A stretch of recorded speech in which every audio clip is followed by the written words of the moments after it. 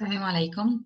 We are going to talk about game-based learning, which is one of the methods that can be used as an interactive tool during our interactive live session, virtual session with our students.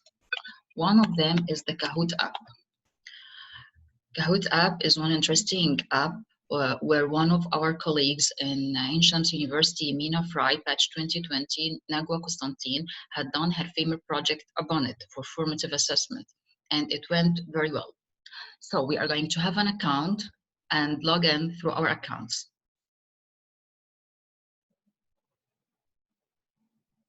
Once you do enter into your own personal account, you will have home, discover, and you will have reports. Reports here is going to be for any type of the quizzes that you had conducted previously. The quizzes you had conducted previously are going to be here in your space. You are going to find them all. Now, we have to discover what is the plan here in order to understand what we are going to do. Now, Kahoot over basic plan and plus pro and premier. For the basic, you can have 15 player, for the plus 100, for the pro 200, and for the premier 2000. The basic one offers MCQ and true and false type of questions, while others have more advantages depending on the upgrading you are going to have. The basic one here is free, so you can use it to conduct your quiz with the students, your interactive quiz with the students. To create a new quiz, you are going to press create, then create. You are going to write the question here and the answers below. For an example,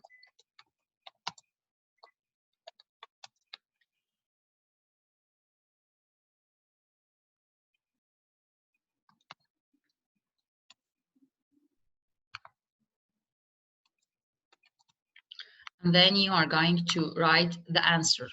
In each one of them, you are going to put the distractor.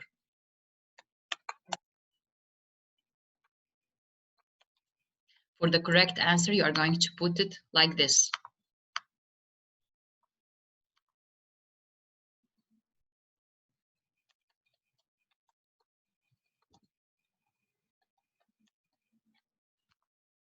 And it goes with autocorrection to have more validation.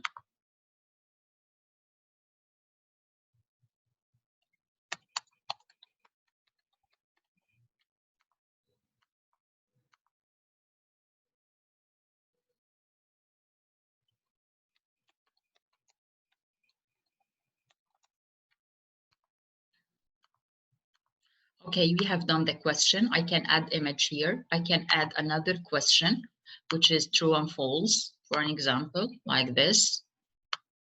This is the questions which I have done. I can then press done. He's going to do validation for the question. Now, for the second question, I didn't select the correct answer, so he's going to ask me to fix it because it's not correct. I can do delete from here or duplicate the question from here. Once I'm going to press done, he's going to ask me for a question for the title of the quiz.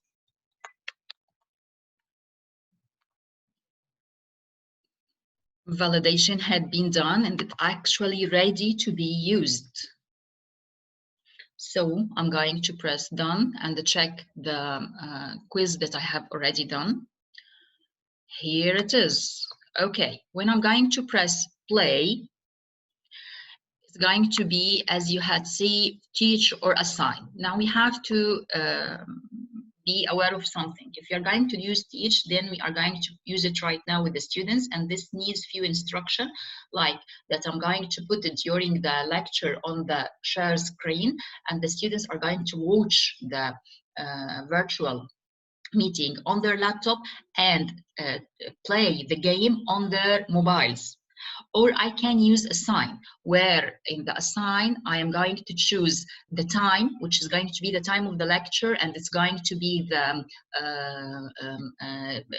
randomization that I would like to use, and so on. I'm going to put all the data and ask them to do it during the lecture, and then when they are going to use it, they will have their mobile, the full picture of them the full picture of the quiz. So as you see, if I'm going to use teach,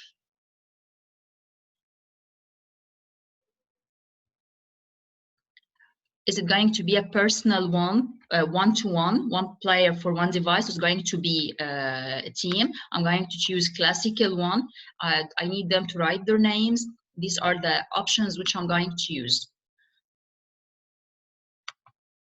So this is the game. Ready to join? Our students are going to be asked to press Kahoot, www.kahoot.it, and then there's going to be a bank code for them. They have to enter this bank code. Once they enter the bank code, their names are going to be distributed here. Once their names are going to be distributed here, I can start and go to the next question. It can't press any questions right now because I don't have any players so far.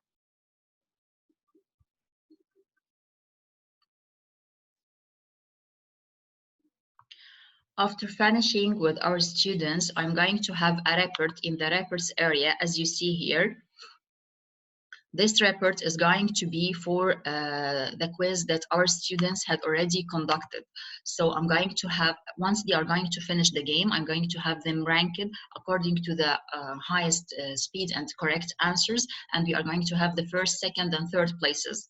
Now, once I'm going to finalize with them, I'll be able to receive a report, as you see here from the screen. This report is going to tell me the number of the students and is going to tell me the number of the students, and it's going to give me the full data regarding their scores. As you have seen here, the final score. This is the final score for each student, and it's going also to give me the data regarding each question of these questions. So can we use it as an interactive method during teaching? Yes, we can use it as an interactive tool during our virtual meetings with our students. Thanks for your attention.